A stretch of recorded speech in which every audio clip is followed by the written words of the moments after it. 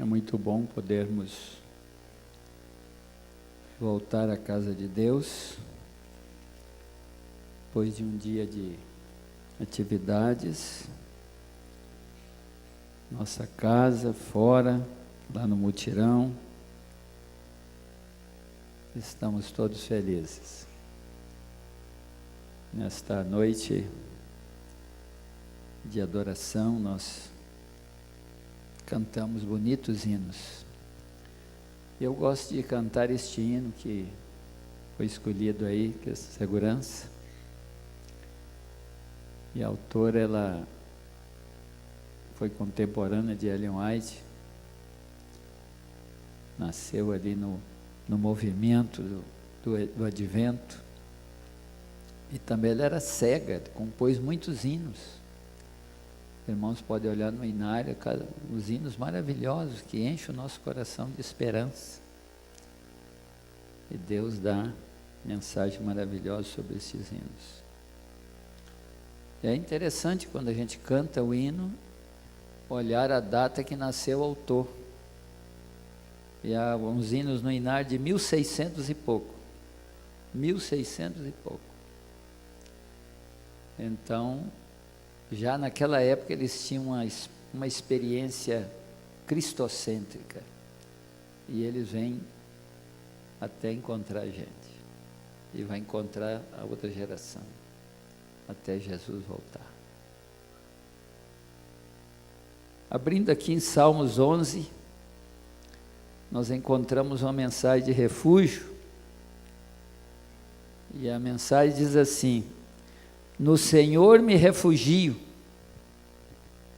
Coisa bonita é a gente se refugiar no Senhor, colocar nossa vida nele, para sermos fortalecidos e sermos felizes. Senhor, me refugio.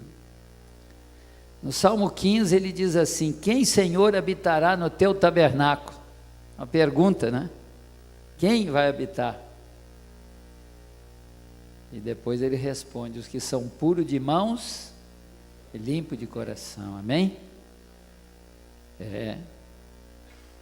Pureza de mãos. Mãos significa trabalho, irmãos.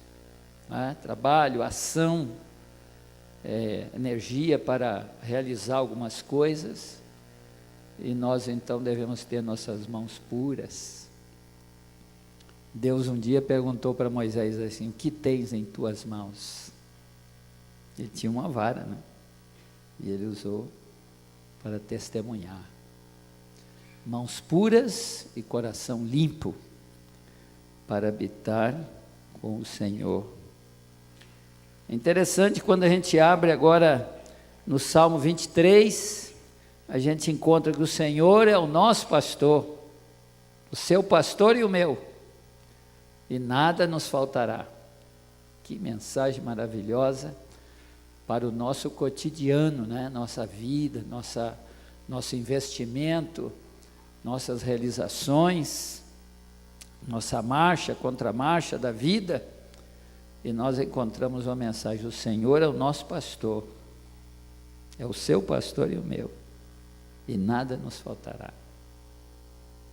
Importante, maravilhoso podermos perceber esta bênção do Senhor. Depois do Salmo 24 ele diz: ao Senhor pertence a terra e tudo que nela contém. Você e eu pertencemos a Deus. Nós não possuímos nada, tudo é de Deus, nem nós mesmos somos nosso. Tudo é de Deus. E Deus faz a melhor obra para fazer-nos avançar, realizar e sermos felizes. Eu escolhi um tema interessante aqui no livro de Tito, na carta a Tito, Paulo escrevendo. Ele então citou algumas coisas que eu separei para a nossa meditação aqui na igreja, para podermos continuar as atividades da semana. Tito capítulo 2, carta a Tito, capítulo 2, de 1 em diante. Tu, porém, fala o que convém à sã doutrina. Quanto aos homens idosos, sejam temperantes, respeitáveis, sensatos, sadios na fé, no amor e na constância.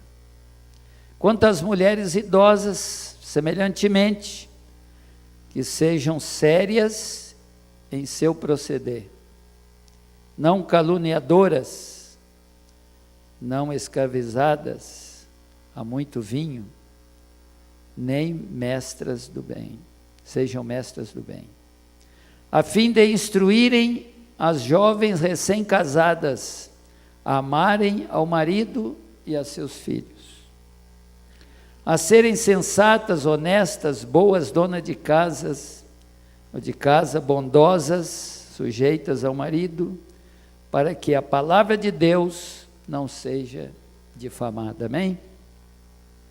Quanto aos moços, de igual modo exorta-os para que em todas as coisas sejam criteriosos. Torna-te pessoalmente padrão de boas obras no ensino, mostra integridade e mostra reverência. Linguagem sadia e repreensível para que o adversário seja envergonhado, não tendo indignidade nenhuma que dizer a seu respeito. Quanto aos servos, que sejam em tudo obedientes ao seu Senhor, dando-lhe motivo de satisfação, não sejam respondões, não furtem, pelo contrário, deem prova de fidelidade, a fim de ornarem em todas as coisas a doutrina de Deus, nosso Salvador. Deus abençoe a sua palavra. É interessante, irmãos, ver como Paulo procurou dirigir a Tito, dando conselhos.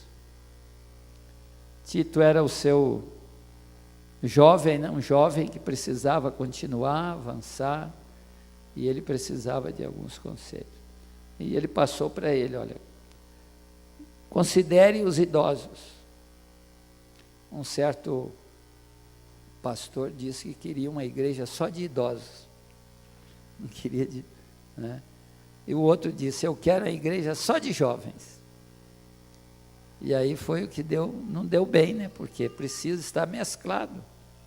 Já viram que aqui a gente tem no sábado de manhã a presença de jovens atuando, jovens assentados, crianças cantando. Ontem foi tão lindo, né?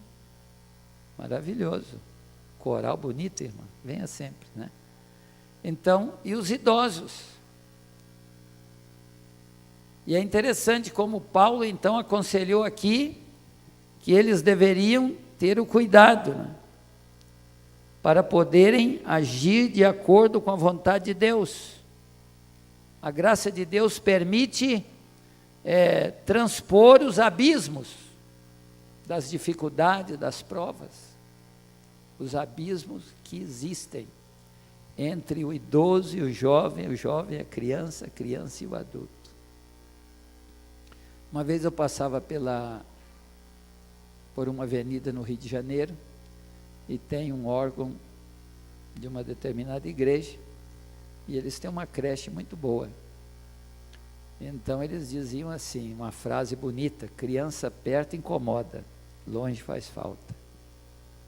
Notaram? Como é interessante? Criança perto incomoda, longe faz falta. Assim também é a polícia, né? A polícia perto incomoda, mas longe ela faz falta. E lá também no Rio de Janeiro tinha esse slogan. Então, o idoso é importante para ajudar, para levar avante essa situação. Os mais velhos. E Paulo aqui aconselhando Tito, fala para eles: sejam temperantes, sejam cuidadosos quanto à sua maneira de manter o corpo, para que eles possam ter vigor para poder realizar as coisas como devem, né? Assim é interessante. Devem ser moderados, cuidado no comer, no beber, estarem sempre fortes nas áreas da vida. E Tito então continuou dando esse recado para ele. Diz também aí que eles deveriam ser respeitáveis, sérios. Sério. Isso aqui não quer dizer que não deve sorrir. O meu pai, para tirar um sorriso dele, tinha que fazer muita graça. Era, muita graça. O bigodezinho dele, para tremer, tinha que fazer muita graça. E eu cresci assim, vendo que a pessoa séria deveria ser aquele que não sorrisse, para ser respeitado. E cheguei lá no colégio, no NASP 1, antigo IAE, né? Encontrei um professor chamado Shichiro Takatoy. Alguns devem ter conhecido. Takatoy fez uma palestra. E ele disse assim: para você ficar sério, você precisa de cerca de 27, 28 músculos no rosto. Para você sorrir, 7, 8 resolve. Eu falei assim: oxa, olha aí. Não é melhor sorrir? É mais econômico. Mineiro é assim, né? Mineiro é assim, seguro. Então é mais econômico sorrir do que ficar sério. E aí eu aprendi que é muito melhor. O sorriso aformoseia o rosto. O sorriso é a porta de entrada, né? É o momento de você ser acolhido. Você sorri, o outro sorri para você. Você sorri, o mundo sorrirá para você. E Tito então disse: sejam respeitáveis. Então o povo pensava: sejam sérios. Mas não quer dizer que não deve sorrir, deve sorrir. A idade traz consigo uma dignidade geral de respeito. E Tito mostrou isso, mostrava para o pessoal. E trazia para eles uma dignidade de respeito, uma santidade dos mais velhos. Hoje mudou muito, né? Cada período de 5 anos, de 10, ou agora com a globalização é questão de horas, tudo muda. Mas o meu tempo era benção papai e benção mamãe. Eu conheci um garoto que ele aproximava do pai e da mãe, benção papai e benção mamãe, lá em Porto Velho. Na hora que levantava, na hora que ia sair para a escola, na hora que ia dormir, na hora que ia no comércio, ele fazia o gesto e pedia a benção. E de vez em quando eu pergunto por ele, está bem lá, o garoto abençoado, né? No ministério pastoral, há oportunidade para realizar muitas coisas bonitas que Paulo passou para Tito, para que ele pudesse fazer. E quando o idoso levanta para falar, geralmente as pessoas ficam atentos, porque algo pode passar de experiência, porque eles já viveram muitas coisas nas suas vidas. Também ele disse: olha, fala para eles que devem ser sensatos. É uma atitude mental que conduz à prudência e o domínio próprio. Sensatez, domínio próprio. A seriedade da vida, de propósito, é importante para que a vida cristã não tenha sobra. Tudo é importante, advindo de Deus, para poder ocupar o pensamento e levar a uma boa ação, não uma sobra. E as pessoas estão sempre querendo. Por isso é que a gente acorda de manhã, irmãos. Primeira coisa, ajoelhar ao lado do leito ou em cima do seu colchão. Mas o primeiro pensamento nosso deve ser falar com Jesus, entregar a nossa vida para Ele. Depois vem os outros assuntos da manutenção do corpo, a leitura da palavra e a saída para o trabalho. É por isso que Ellen White diz, olha, os primeiros 15 minutos do dia rege o dia inteiro. E nós não seremos atingidos, como nós cantamos, porque o Senhor está ao nosso redor. Não há sobra, estamos sempre precisando. O nosso vaso, o nosso coração nunca fica repleto, porque todos os dias precisamos da refeição que o Senhor tem para cada um de nós. Paulo disse ainda para Tito, fala para eles que precisam ser sadios na fé, precisam ter amor no coração e precisa ter constância na sua vida, estar sempre firmes. É interessante notar que essas três coisas andam juntas e elas não podem separar. E quando nós assim fazemos, nós teremos força para continuar, porque nós amamos, nós acreditamos na doutrina, nós deixamos que as tribulações em meio da vida, Jesus dá paciência para poder vencer, e a fé correta deve estimular o cristão a prosseguir na sua jornada, sempre perseverando. Apocalipse diz que aqui está a perseverança dos santos, os que guardam o mandamento de Deus e têm a fé de Jesus. Perseverança. Ele também não esqueceu de dizer às mulheres idosas, mulheres mais velhas, que têm as mesmas qualidades ditas para os homens. Ele falou que as mulheres deveriam ser mestras. Não há professora com qualidade como a mãe, porque a mãe começa a educação desde o ventre. Hoje, infelizmente, a sociedade desvirtuou. Nós vemos mães grávidas que decepcionam seus filhos no ventre, fumando, bebendo, falando palavrões, com as barrigas de fora, na favela, irmãos. É incrível. E eu sempre dizia para minha mulher, está vendo um testemunho mau para a criança que está gerando? Às vezes as pessoas pensam que isso não tem validade para considerar o feto. E as crianças nascem com aquelas tendências más, porque adquiriram desde a gestação. Depois os pais querem que os filhos, ou a mãe, que o filho seja melhor, quando ele não recebeu uma instrução desde o ventre. Professora boa é aquela que leva a produzir os seus resultados. E aí eu me debrucei em pensar nas minhas professoras. Primeiro a minha mãe, E depois eu lembrei da professora Ruth Guimarães, foi minha professora aqui. Lembrei também do professor Isalino Moreira, foi meu professor, soube conquistar os seus alunos.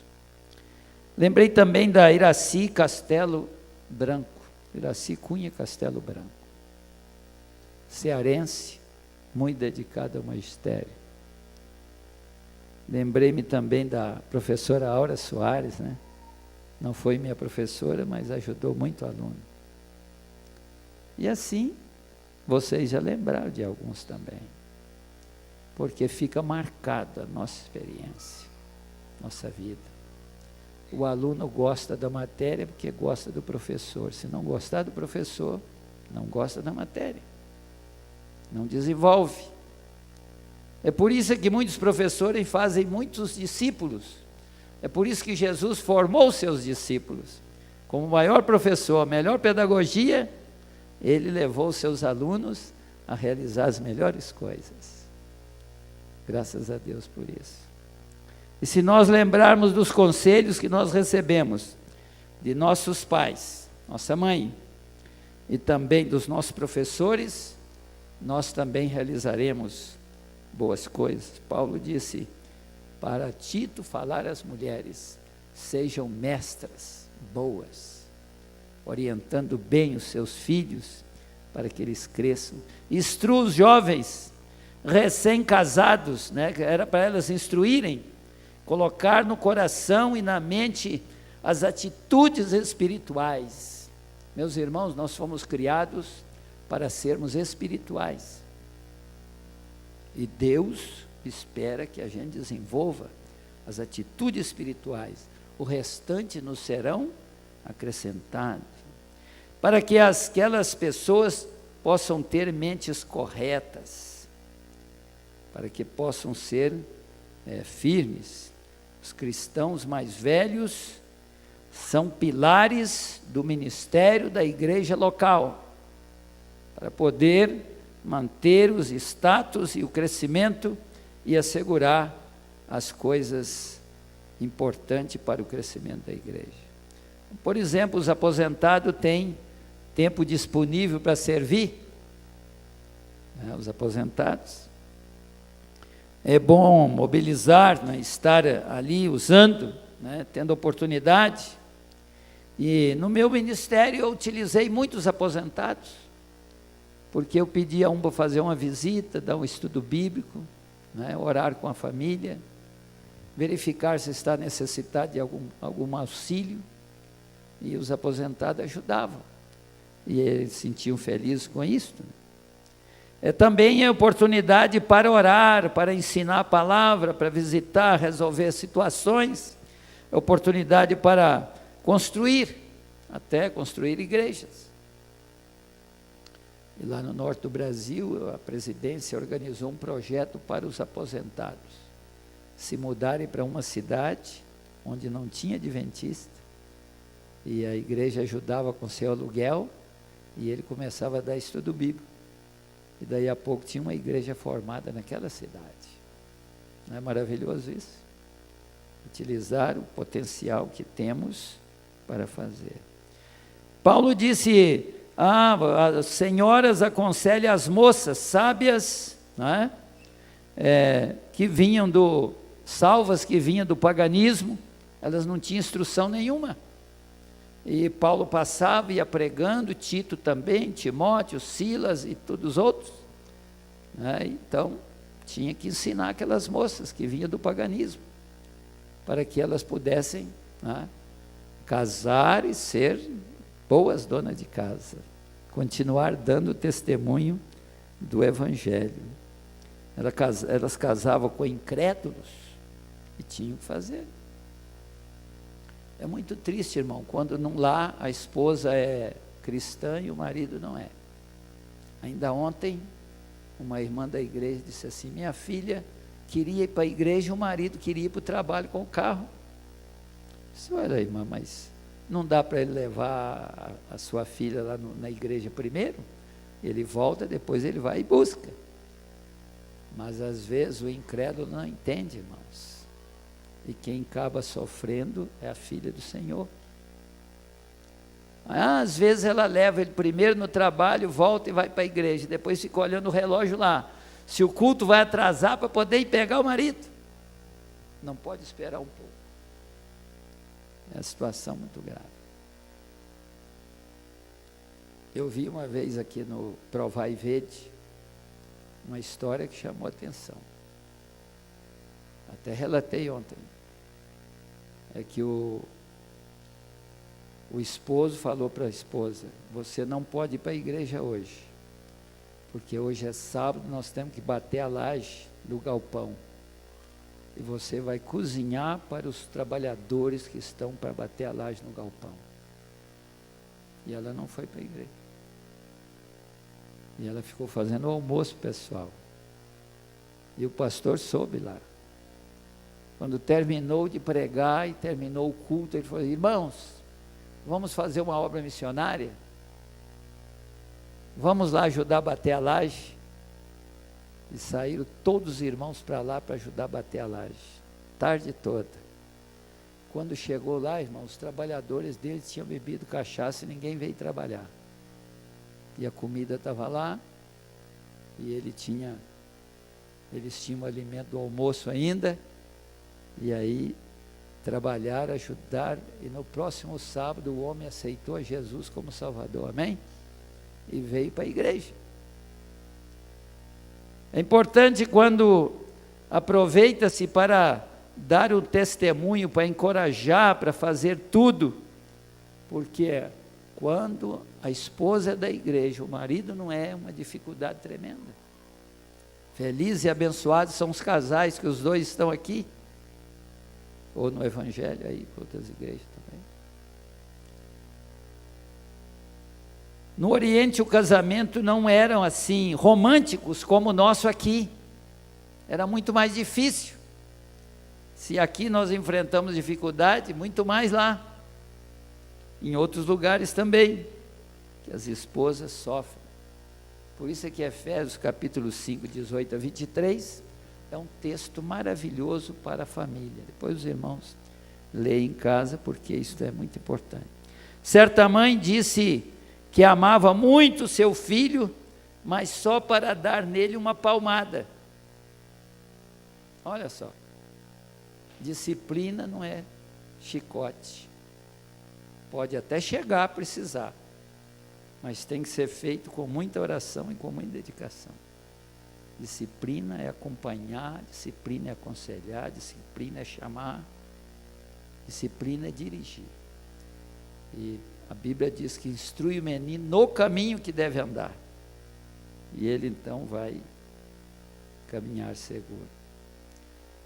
Disse ele: sejam sensatas, serem sóbrias e temperantes. Dá uma ideia de domínio próprio, irmãos. Quando a honestidade ocupa o coração, a forma pura de vida, a esposa cristã deve ser fiel em sua mente e em seu coração, bem como em seus atos. Assim é maravilhoso para viver. Cuidar bem do lar. O marido sábio permite a esposa administrar o lar. O lar é dela. E uma vez, minha esposa não está aqui, mas ela sabe disso, que às vezes eu chego em casa e tem alguma coisa que já está mexido, né? Você notou alguma coisa nova aqui? A casa é dela, administra como ela quer, né? Se quer pôr o sofá aqui, se quer pôr ali, pôr acolá, mudar a cama. A casa administradora é a esposa, e eu sou o ajudante, e ela é minha auxiliadora. Então tudo funciona, é maravilhoso. Fosse também as mulheres bondosas, amáveis, onde existe amor, a obediência não é penosa, tudo é diferente, para que a palavra de Deus não seja difamada. E nós homens, Pedro dá um conselho, que a gente deve amar as esposas, né? De tal forma que a nossa oração seja atendida, porque é a oração que não passa do teto, porque a nossa vivência não presta. É importante nós estarmos com o cuidado. Onde existe amor, a obediência não é penosa. A melhor forma de um pastor pregar é a sua vivência. A melhor forma do marido ensinar a sua vivência. A melhor forma da esposa passar as lições é a sua vivência. Como nós vivemos, os filhos nos acompanharão. Estas palavras para Tito é de grande dever e grande valor. Paulo associava a doutrina ao dever, à vida, à forma de vida. E Paulo adverte aos cristãos em 3 aspectos, irmão, a nós hoje, em 3 aspectos importantes. Evitar a desobediência. Quando a gente desobedece, paga o preço. Às vezes, o conselho vem, ele vem até inspirado. Uma vez eu ia fazer uma visita pastoral e deixei a minha esposa e as filhas lá na igreja, E a minha esposa falou assim, não vai hoje, fica aqui com a gente. Era um JA, e o colega foi operado, e eu disse, eu vou lá visitá-lo e volto, pego vocês. Quando eu voltei, eu fui sequestrado. Fiquei 3h30 no bagageiro do carro. Se eu tivesse atendido o conselho, eu não teria sofrido aquela grande decepção e o perigo de morte. Mas o Senhor me susteve. A Bíblia era meu travesseiro, e a minha oração mais longa foi esta, 3h30. Deus me deu essa vitória. Desobediência, devemos ter o cuidado, não devemos desobedecer. E ele diz assim, obedeçam seus senhores, obedeçam. É possível obedecer sem fazer de coração, tranquilo, feliz. Meu irmão mais novo, quando a minha mãe falava, ele saía resmungando, né? Caçula, preguiça de adolescente. Ele tinha essa tendência. Minha mãe correu atrás dele para dar uma surra nele, né? E ele era mais rápido, foi correndo. E minha mãe mandou os cachorros pegá-lo. Os cachorros saíram correndo atrás dele, para poder pegar. E ele pegou um torrão no chão, jogou lá na frente para os cachorros passar por ele, foi embora. E minha mãe disse, não tem jeito com esse menino mesmo. O outro saiu correndo, pulou lá no meio do brejo, para que a minha mãe não alcançasse, porque se ela fosse alcançar, ele ia atolar também, né? Pulou lá no meio, atolou até aqui, ficou lá parado, até que a minha mãe foi embora. O outro fica resmungando, né? Paulo diz, aconselha para que não haja resmungões. É possível trabalhar de boa vontade, é possível trabalhar de má vontade. Não responder, disse ele, não responda, não pode resmungar.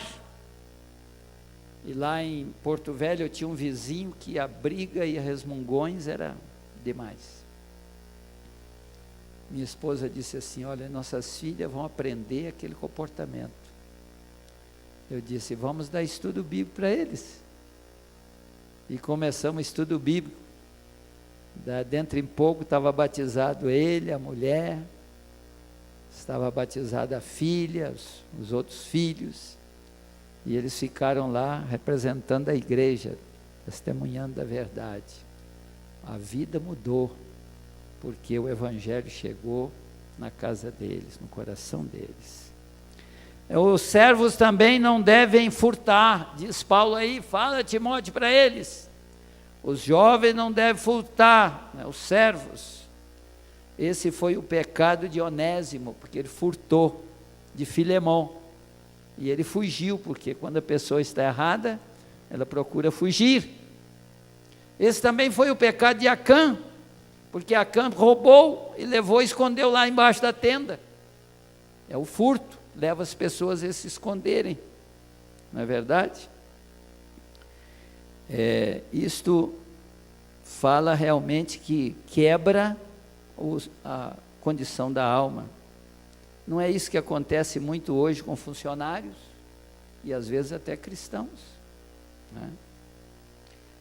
Os patrões, né, furtam das empresas, uns pegam um pequeno clipe, não faz falta, outro pega algumas folhas de papel, não, é pouca coisa, outros pegam a máquina,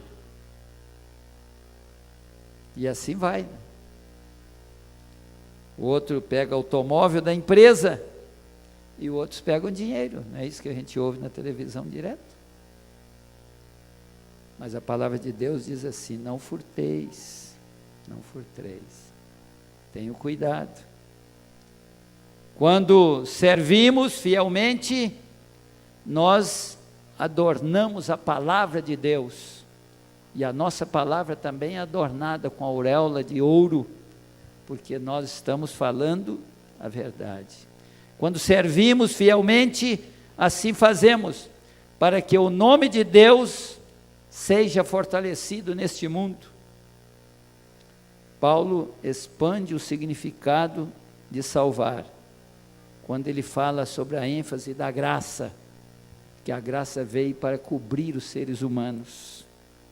E aqui ele diz, a graça nos redime, nos salva das intempéries da vida, nos salva dessa situação que nós vivemos, nos salva das nossas tendências.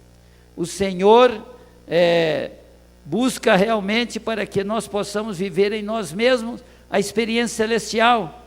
A graça de Deus torna a salvação para nós.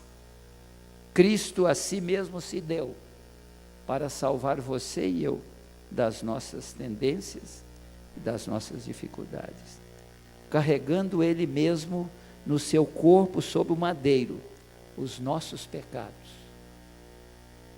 Então a graça nos redime. Fomos redimidos de toda a nossa iniquidade, e a graça nos regenera. A salvação é apenas uma mudança, né, de situação. Nós somos libertos da tendência, né? Nós somos fortalecidos na nossa experiência espiritual. Os apetites são mudados, as atitudes, as ambições, as ações, tudo se transforma, porque nós fomos salvos em Jesus. As coisas do passado não têm mais valor para nós, nossa experiência muda. A mesma graça que nos redime, nos regenera para vivermos vidas piedosas. O verbo educar tem um sentido para disciplinar as pessoas. Ao sermos disciplinados pela graça de Deus, somos educados para ser pessoas que glorificam o nome de Deus. Sim, meus irmãos, domínio próprio, a prudência, os frutos do Espírito, eles brotam no coração que foi salvo e que é regenerado. Viver no presente século, mas sem conformar com ele. E assim Paulo disse, Cristo me redimiu para que eu possa viver sem perversidade. Paulo também diz assim, não conformeis com este século, Romanos capítulo 12, mas transformai-vos pela renovação. Nós somos mudados. Procuremos os poderes do mundo vindouro, alegremos com isto, ouvimos os passos de um Deus que se aproxima, amém? Nós percebemos que estamos vivendo num momento tão maravilhoso para nos preparar cabalmente para este acontecimento. Aqui há imperfeições, aqui no mundo há impiedade, mas no mundo vindouro tudo será feliz. É importante, irmãos, ver o processo que Deus nos faz, com uma graça que salva e uma graça que regenera. E aí nós chamamos de santificação, é o processo. Tornar o cristão semelhante a Jesus, mais semelhante. Nem apenas a separação do pecado, mas a dedicação a Jesus. Eu me lembrei de uma irmã lá no Rio de Janeiro, que disse que não ia mais vir à igreja. Não, eu não vou à igreja não, porque eu preciso me purificar. Porque lá na igreja tem muita gente que não é pura. E se eu vou para lá, eu me misturo. Eu saio na rua, eu me misturo. Então eu fico em casa para me purificar junto com a minha família.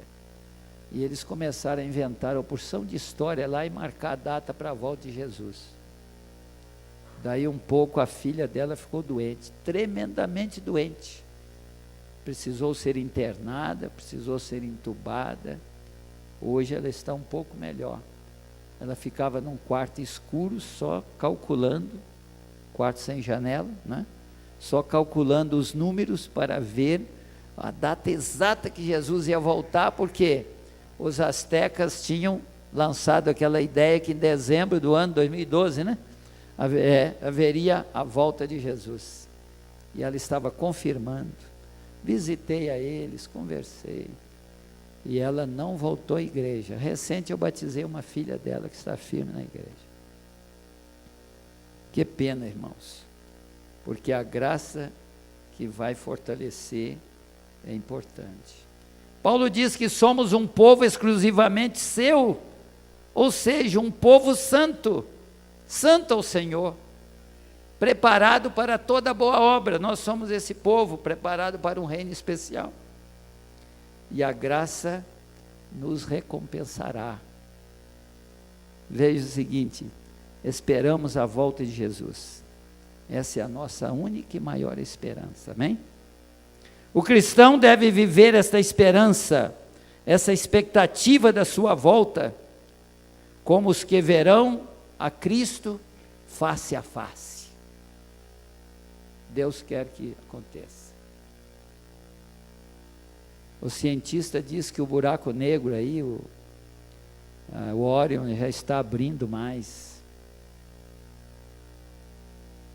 O livro Eventos Finais diz que nós vamos ouvir a voz de Deus, os salvos vão ouvir a voz de Deus pelo buraco do Orion.